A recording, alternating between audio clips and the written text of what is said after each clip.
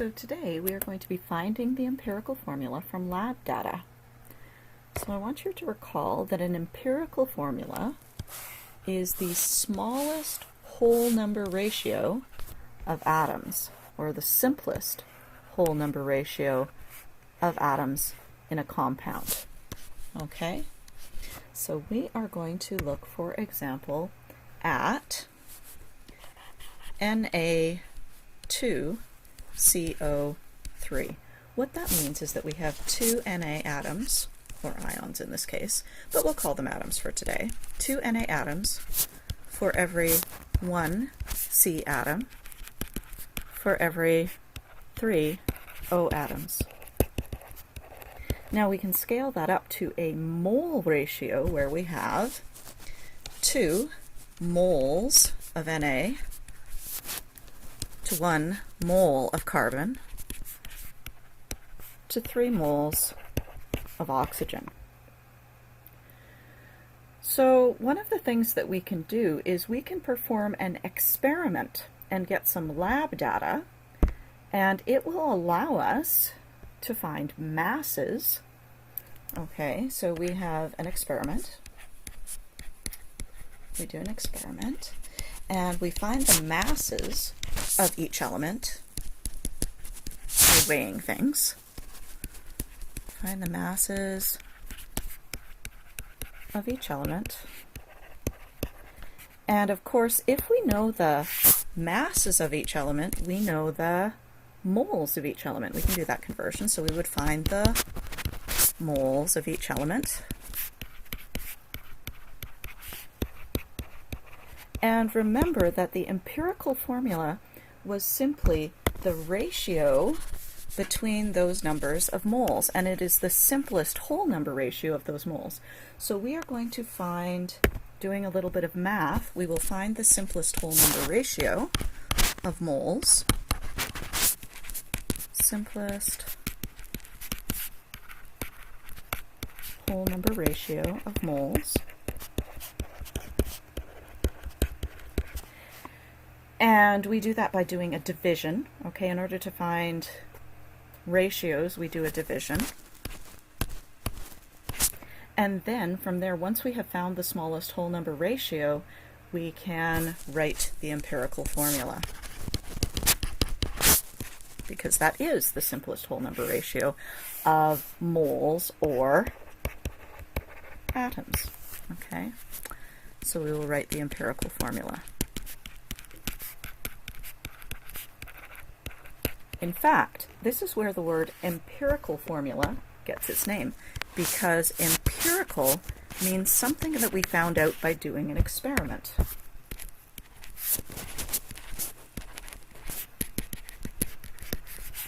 Something we found by doing an experiment.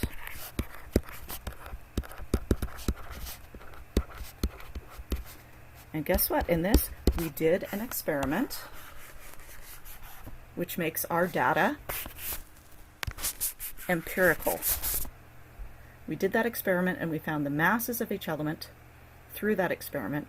We found the moles of each element by doing some calculations, by doing some conversions.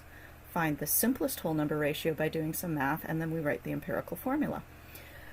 There is a little poem that I was taught by actually one of my student teachers, and this is the empirical formula poem. Empirical formula poem. And it goes like this. Find the mass, find the mass to moles, divide by small,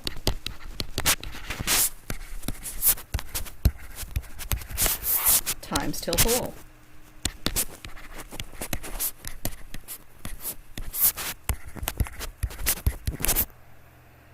Okay, so we find the mass. When we say find the mass, we mean of each element. And that is through experimentation. Mass to moles, that's just a conversion factor. convert your mass into moles. Divide by small, that's going to be finding the ratio. We find ratios by doing divisions. So we find the ratio by doing a division. And then the last little bit, times till whole, sometimes the ratio that you find is going to be something like 1.5 to 1, which is not a whole number ratio. So we're going to multiply until the ratio is simple whole numbers. Until the ratio is simple whole numbers.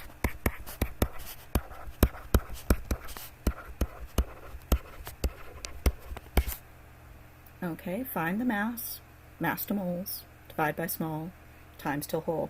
And once you have that simplest whole number ratio, you have your empirical formula. All right, I'm going to show you a little chart that I like to use to set up a problem like this. And I will describe a lab situation you might come across. So, for example, we might have a sample of copper metal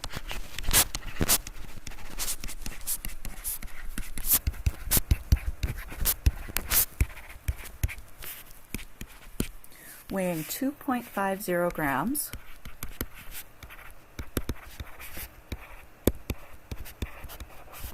is heated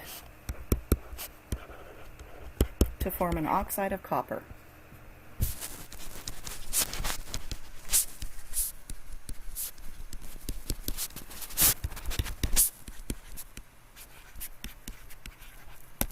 Okay, so what we have is we would have in our crucible, okay, I don't know if you remember the crucible from earlier this year, but this is our crucible.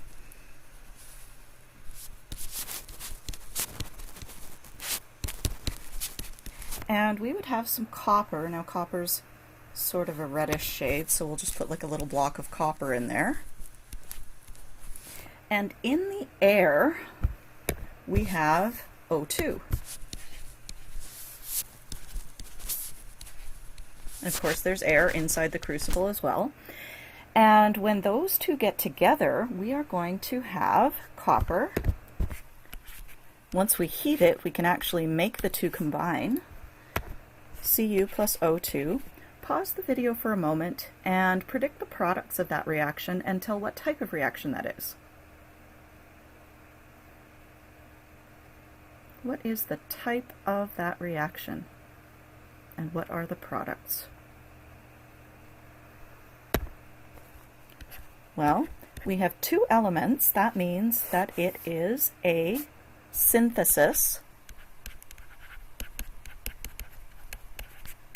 It's a synthesis reaction, and that means that the two are going to combine. Now, the problem is that you might look at predicting the products and say, hey, hang on, I don't know the charge of copper. Cu what plus? And that's the whole point of this, is that we actually can't really predict the products right now because we don't know the charge of copper. But we're going to use our empirical data, our lab collected data, to complete this process. So we heat this. We've got some flames. You'll see my lovely flames. Flames, there we go. Okay.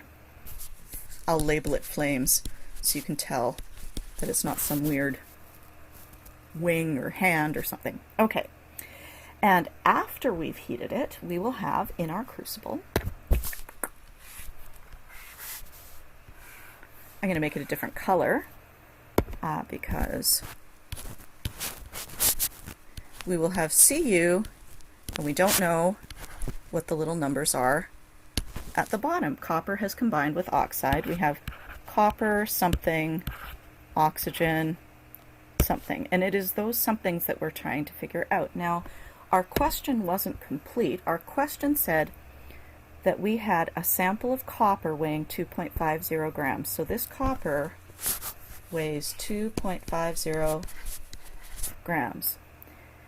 And then the part of the question I haven't written yet is that when the final mass of the oxide is taken,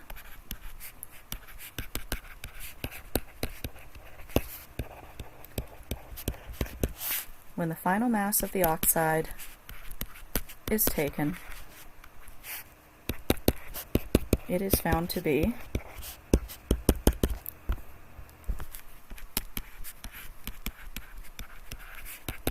3.13 grams. So we have in our little doodad there, we have 3.13 grams. So we had 2.50 grams of copper, and now we have 3.13 grams of copper something, oxide something. So remember the first step of our poem? Find the mass. And when we're finding the mass, it is the mass of each element. Okay, so find the mass of each element. So we know the mass of copper. It's right there. Okay, so let's write that down. We have 2.50 grams of copper. And we have, how much oxygen do we have? Take a look at your data for a moment and see if you can figure out how many grams of oxygen we have, because we also need the mass of oxygen.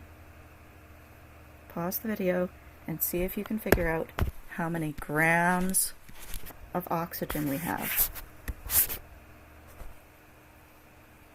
Okay, hopefully you can see that in going from here to here, the only thing that we have done is we have added on the oxygen. So the mass of oxygen is going to be equal to the mass of the copper oxide, I'm going to call it CXOY because they might be different numbers, okay, minus the mass of the copper, because whatever's left over is going to be the mass of the oxygen. So we have 3.13 grams minus, what was our original number? 2.50 grams of copper. 2.50 grams of copper. And we get 0.63 grams of oxygen. 0.63 grams of oxygen. And now that we have those two pieces of data, the mass of each element, we are going to write a little chart to help us solve this problem. So we're going to start with our mass, and then remember, find the mass to moles, and then we're going to divide by small, and then last but not least, we will times till whole. Okay, so times till whole. I didn't have enough room there to write out the whole word. Okay, so our mass, we are doing this for each element. So we have copper, and we have oxygen, and we had 2.50 grams of copper, and we have 0.63 grams of oxygen. Find the mass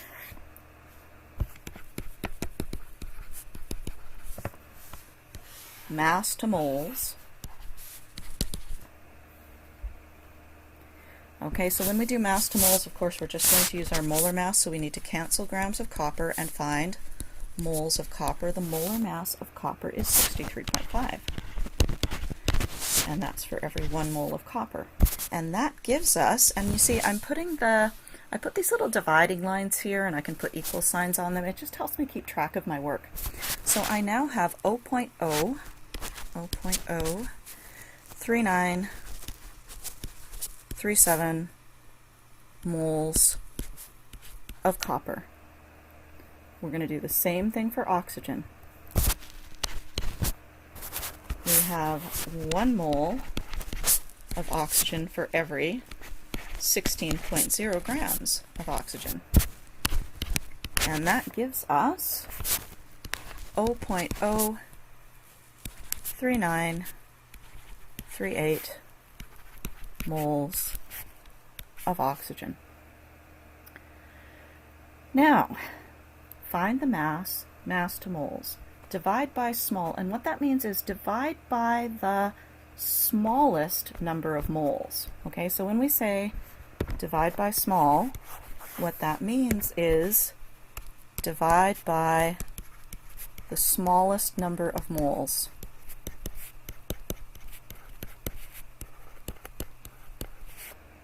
Okay, it's just that that doesn't fit in our poem very well. It doesn't make it scan. Okay, if you know about like rhyme structure, it doesn't scan if you say divide by the smallest number of moles, and it doesn't rhyme either. Okay, so we look at our two numbers and we say which of these two is the smallest, and in this case they're actually really close to one another. This one is a tiny bit smaller. So what we're going to do is we are going to divide by small. So we are going to divide by 0.3937, and we get 1. We're going to divide 0.03938 by 0.03937, and we're going to get, well, we'll get 0.9999999 something, but it's going to be close enough to 1. And remember, we're looking for whole number ratios here, so if we get 0.9999, etc., we're just going to take that number and say that it is 1. So if you're quite close to a number, assume that you are looking at a whole number. Okay. Now, just before we move on, I want you to notice that I used equal signs here, but I did not use equal signs here. Why is that? Well, if I take 0.25 and I divide by 63.5, I get this number. Okay, so all of this bit here is equal to this number. It is not true that this number is equal to 1. Okay, 0.03937 does not equal 1. Do you understand? This is something that students do all the time because it's a lazy way of going about it. They'll do something and then they'll realize they have to divide for the next step, so they'll just put the division right in that same equation line. This is one of the reasons why I like to have these little lines here, because then I can say this goes to 1 when I divide by 0.03937.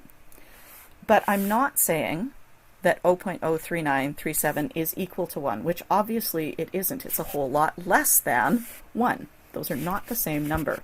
So you can't do this step and write that those two are equal, because it just isn't. Okay?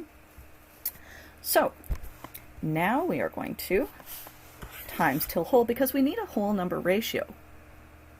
But hey, hang on a second. We already know that there is a 1-to-1 ratio between these two, right?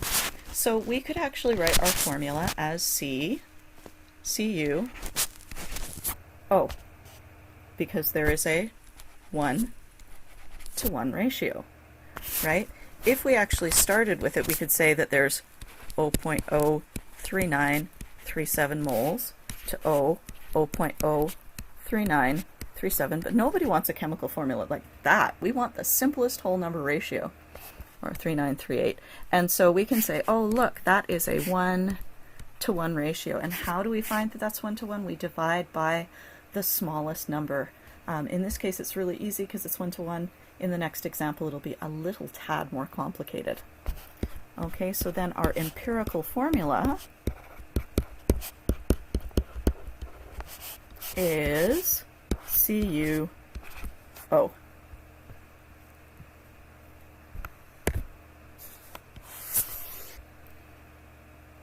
Example number 2. This one we're going to go straight to the point. We won't blather on about the experiment and all that. A compound contains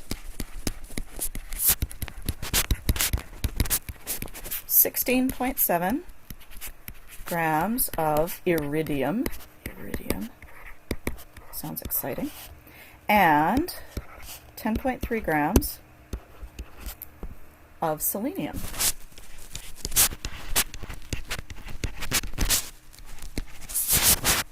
what is its empirical formula? What is the empirical formula? And I'm getting tired of writing empirical formula, so I'm going to abbreviate that as EF. Okay, so somebody did an experiment and discovered that they had a compound and it contained 16.7 grams of iridium and 10.3 grams of selenium. So let's set up our little chart, just like we did before.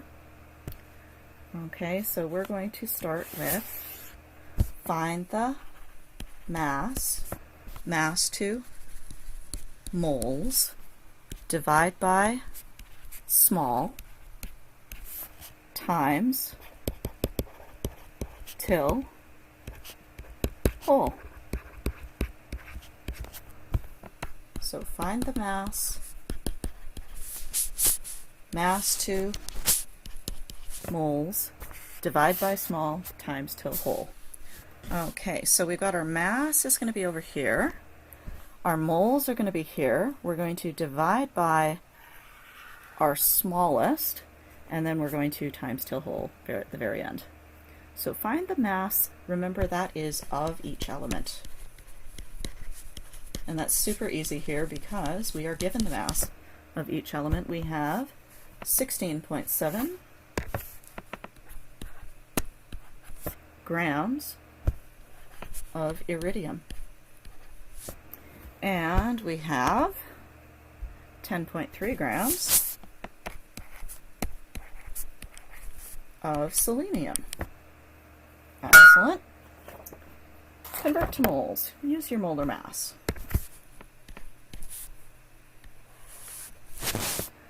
So the molar mass of iridium is 192.2. So we have 192.2 grams of iridium for 1 mole of iridium.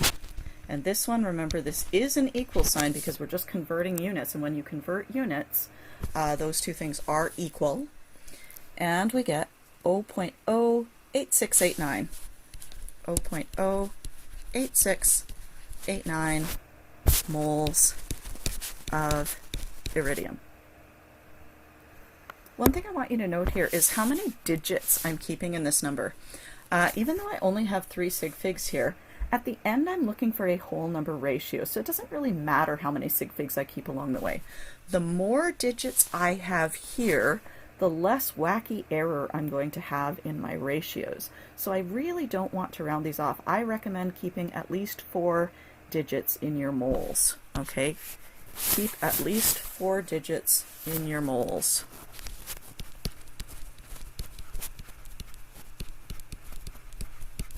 And that's non-zero digits, okay?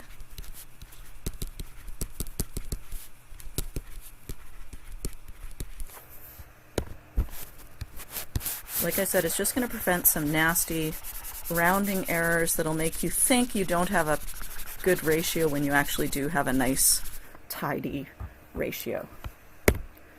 Okay, so we need to do the same thing for selenium. We need to take 1 mole of selenium, and its molar mass is 79.0. Remember, you have to have that 0.0 grams of selenium, and that is equal to, let's see, 0.1304. 0.1304 moles of oxygen. All right, now we are going to divide by small, which means the smallest number of moles. So I would recommend that you circle your smallest number of moles. In this case, that is the iridium. This is the smallest number of moles. And so we are going to take both of these and we're going to divide by the smallest number of moles. So we're going to take both of them and divide by 0.08689. And you'll notice I've left a little space up here to write this. In the previous question, I wrote it below the line, but that's just because I wasn't very clever and I didn't leave myself space up there. Okay, so usually right above divide by small, I'll write divide by whatever number is the smallest number of moles. Now, are we going to put an equal sign here? Is 0.08689 equal to 0.08689 divided by 0.08689? No, because this number does not equal 1. Okay? So, but what we can do is we can put an arrow, because we're dividing by this number, and oh, that divided by itself is 1. Now we take 0.1304 moles, and we're going to divide by our smallest number of moles, the 0.08689, and we get, oh my gosh, we get the number 1.5. So that's a little untidy, but this is where that last step comes in, and in the last question we didn't have to do that. We had whole numbers when we got to this end. So in this case we need to multiply by something that will give us a whole number. I hope you can see that we will multiply by 2, and that's going to give us 1 times 2 is 2, and 2 times 1.5 is 3. And now we have a simple whole number ratio. And so our answer then would be IR2. There are 2 moles of iridium for every Se3, 3 moles of selenium. Okay, just one last thing before I send you on your way to do a couple problems, and that is, it's pretty easy to see that 1.5 you're going to multiply by 2. So anytime you have a 0.5, you're going to multiply by 2 to get a whole number. And that would be the same if you have a 1.5, right? You could multiply that by 2 and you would get 3. You would have a 2.5, you can multiply that by 2, you'll get 5. So anytime you have a 0.5 of any kind, you get to multiply by 2. And that's because 0.5 is equal to a half. And anytime you want to take a half and make it a whole number, you're going to multiply it by 2. What if we have some other fractions?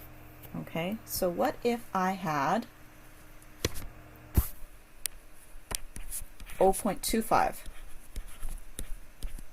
What would I have to multiply 0.25 by to get a whole number? Pause the video and answer for yourself.